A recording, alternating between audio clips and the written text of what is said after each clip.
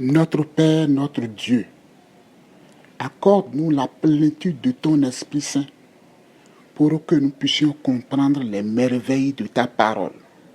Au nom de Jésus, nous t'avons prié. Amen. Genèse chapitre 1, verset 3. Dieu dit que la lumière soit, et la lumière fut.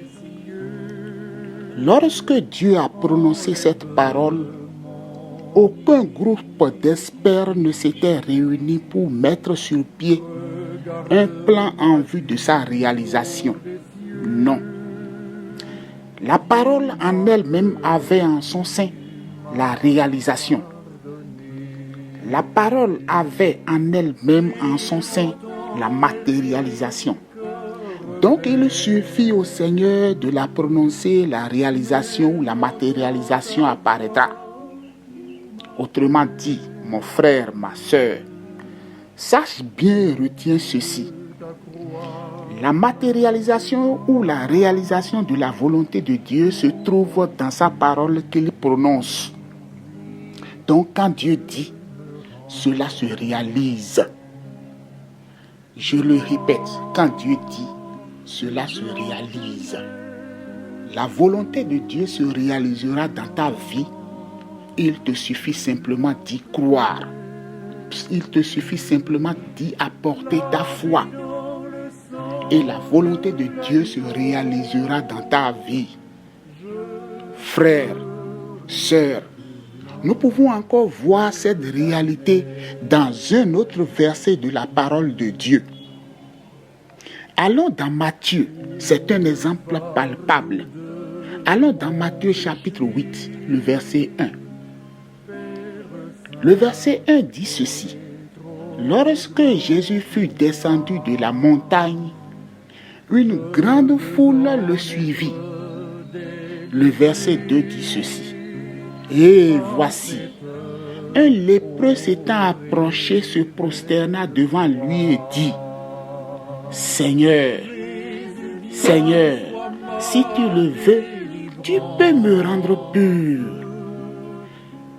Le lépreux a compris le sens de ce que nous venons de dire. Le lépreux a compris que si le Seigneur veut, il suffit qu'il prononce une parole et cela sera réalisé dans sa vie. Le lépreux a compris que si le Seigneur veut, il peut prononcer la parole de guérison sur lui et il sera guéri.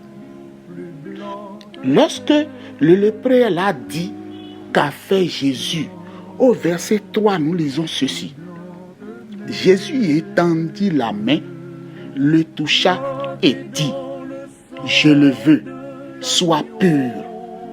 Mes frères, mes sœurs, lorsque Jésus a prononcé cette parole, est-ce qu'il y a un groupe de médecins spécialistes qui se sont réunis pour voir est-ce que dans la vie du lépreux, il n'y avait pas l'un de ses parents qui souffrait de cette maladie?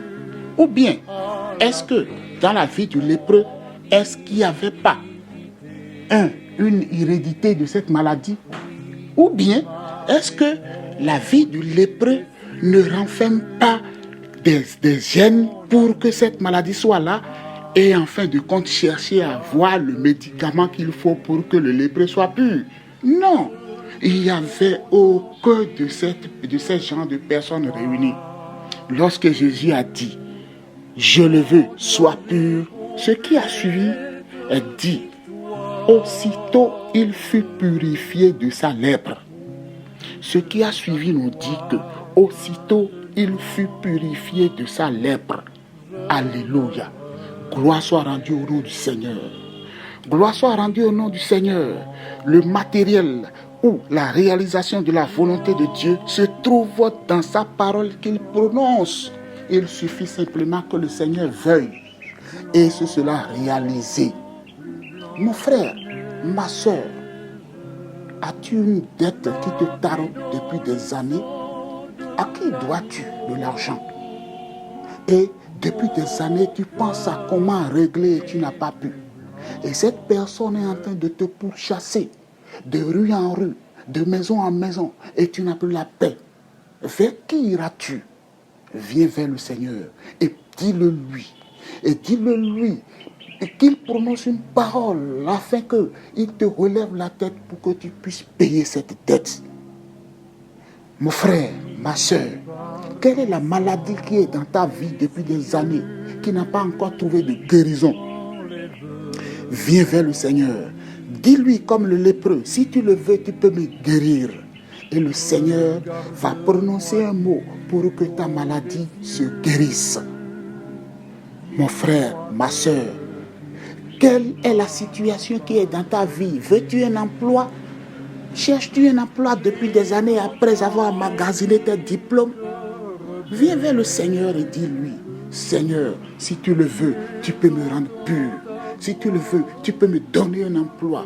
Et le Seigneur, dans sa bienveillance, le fera. Mon frère, ma soeur, qu'est-ce que tu vis? Quel est le degré de ton problème? Il y a toujours une solution à ton problème auprès du Seigneur.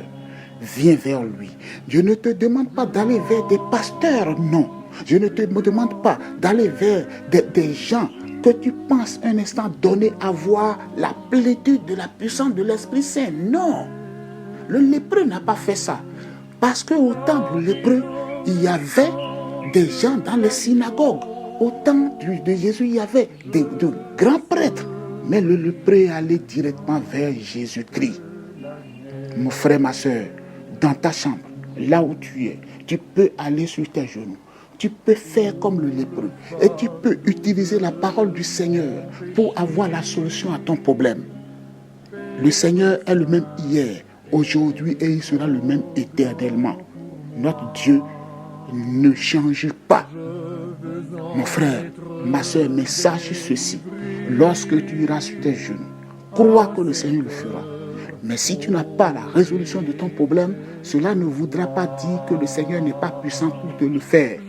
Ça veut dire seulement que dans sa sagesse, connaissant la fin avant le début, il a vu que ce problème ne pourra pas être résolu à ce moment-là et il va ralentir la résolution. Et lorsque ce serait prêt, il va le faire. Confie-toi en lui malgré la résolution ou la non-résolution de ton problème. Remets-toi en tes mains et crois, et il fera de merveilleuses choses dans ta vie. Que Dieu nous bénisse et qu'il glorifie son nom dans la vie de tout un chacun de nous et dans ta vie. Au nom de Jésus. Amen.